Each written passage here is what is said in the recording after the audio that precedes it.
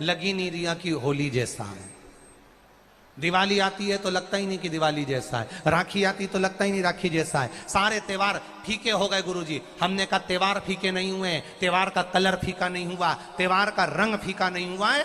बस त्योहार वही है, गुलाल वही है, मिठाई वही है, गुजिया पपड़िया वही है, खुरमे चकरी वही है, पपड़िया वही है, गुजिया वही है, इंसान वही है।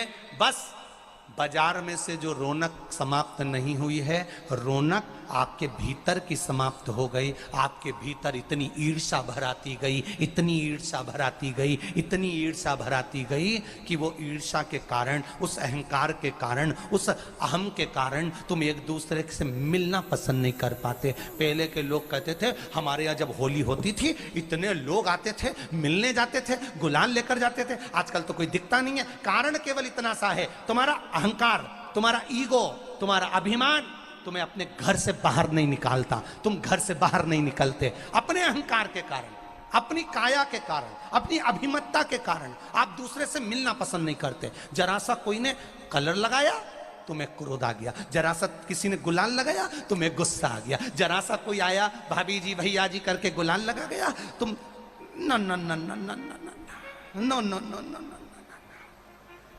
कहां जाओ?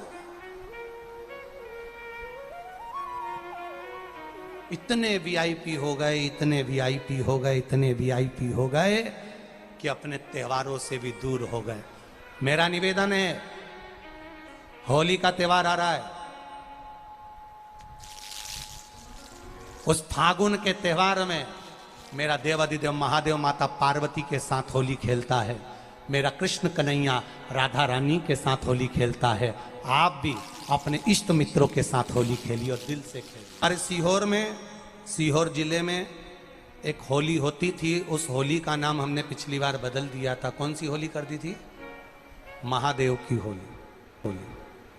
पिछली बार हमारे सीहोर जिले में हमेशा होती आई थी वो होली, थोड़ा उसका नाम हमने चेंज कर दिया था तो उसको महादेव की होली कर दिया था। मेरे सीहोर जिले के रहने वाले सभी रहवासियों से, जिले भर के निवासियों से निवेदन करना चाहूंगा,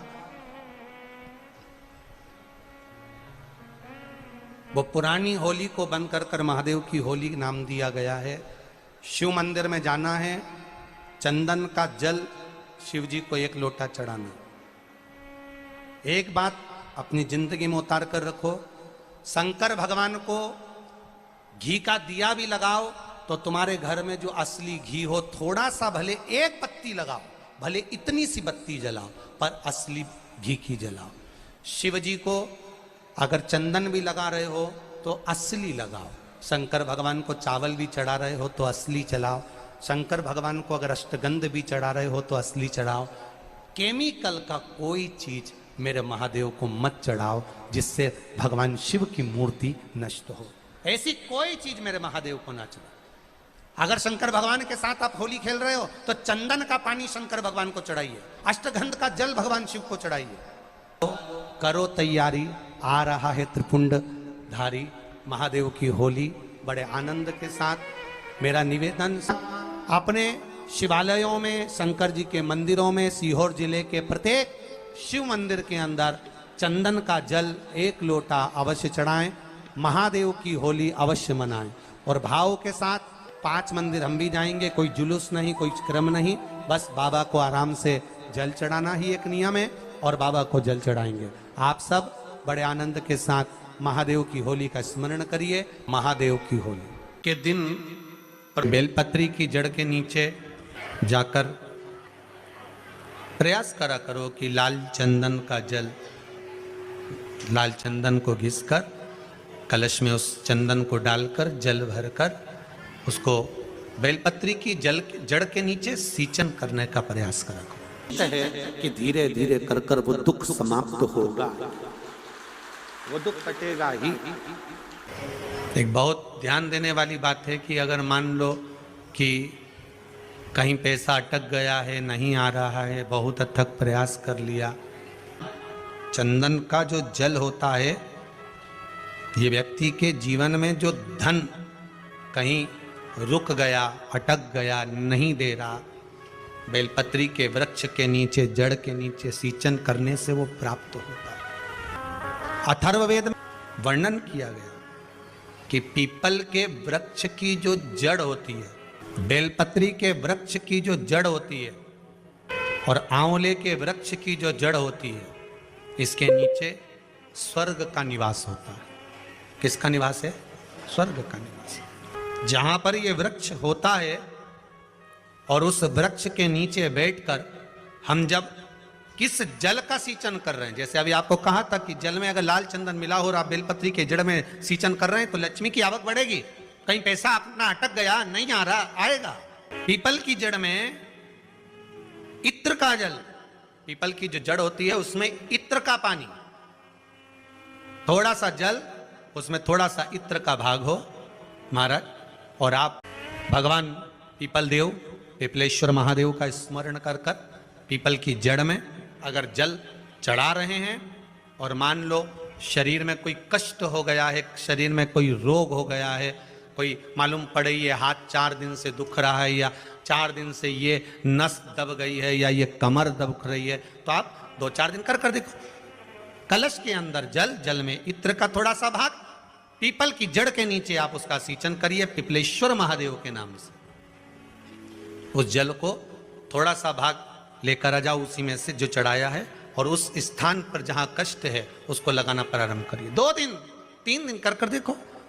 प्रैक्टिकल करने में क्या जाता है? सियोर वाला महाराज झूठ बोल रहा हो तो कभी कभी अगर ऐसा लगे जीवन में कि दुख बहुत ज़्यादा आ गया है, बहुत तकलीफ आ गई है, तो लाल चंदन को घिसकर उस लाल चंदन का लेपन भगवान शंकर पर कर कर फिर पानी चढ़ाओ। अगर कोई संकट भारी है और निकट रहा, जैसे किसी नारी का गर्भ नहीं ठहर रहा, 15 साल हो गए, 20 साल हो गए, 25 साल, जैसे इसने लिखा एक माता ने कि 18 साल की बेटी हो गई थी पर संतान में पुत्र नहीं, तो उसने भाव से कथा सुनी। ऐसे आपके भीतर अगर 20 साल हो गए, 25 साल हो गए, 30 साल हो गए, संतान का सुख ही नहीं है, लाल चंदन का लेपन बाबा भोलेनाथ पर करना प्रारंभ करो। पीठिका पर लाल चंदन का लेपन करना प्रारंभ करो। लाल चंदन से बाबा का श्रृंगार करना प्रारंभ करो। एक बेलपत्री पर लाल चंदन, दोनों पत्ती नीचे वाली, जो नीचे की जो 2 पत्ती होती है इस पे लाल चंदन, और बीच वाली पत्ती पर पीला चंदन लगाकर बाबा के शिवलिंग को समर्पित करिए। बाबा से प्रार्थना करिए, रोज प्रार्थना करो। परंतु एक बात का स्मरण रहे, 25 साल हो गए, 20 साल हो गए, 30 साल हो गए, संतान नहीं, तो पहले जल से अभिषेक कराना, अभिषेक कराकर उस जल का आचमन करने के बाद हाथ को खासा करना, धोना, उसके बाद में फिर वापस बाबा का स्नान कराओ, फिर चंदन का लेपन कराओ, फिर 1 लोटा जल चढ़ाकर बाबा का स्नान कराओ। बाबा का बड़ा सुंदर भाव से लाल चंदन से जो अभिषेक करता है, बाबा को लेपन कर कर फिर जल चढ़ समर्पित करता है, निश्चित है उसकी गोदी मेरा देव अधिदेव महादेव जरूर भरता है। ये निश्चितता है।